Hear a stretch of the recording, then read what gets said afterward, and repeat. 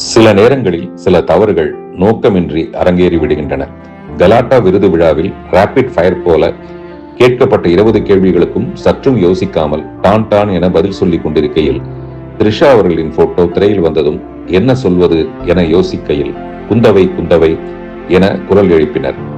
உடனே வார்த்தை ஜாலமாக மட்டுமே குந்தவையை வீட்டிலேயே குந்த வைக்கவும் பிரச்சனை வராமல் இருக்க என கூற அரங்கமே கைதட்டியது. பெரும்பாலும் விஜய் ரசிகர்கள். இறங்கி வந்ததும் நண்பர் ரங்கராஜ் பாண்டே அவர்கள் குந்தவையை தவிர்த்திருக்கலாம் என்றார்.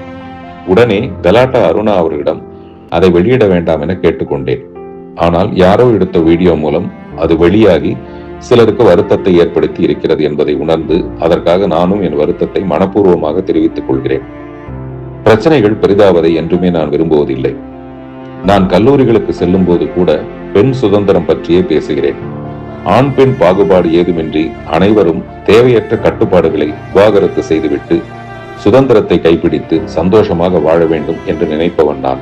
எனவே பெண்ணே இப்பிரபஞ்சத்தின் ஆகப்பெரும் ஆக்க சக்தி.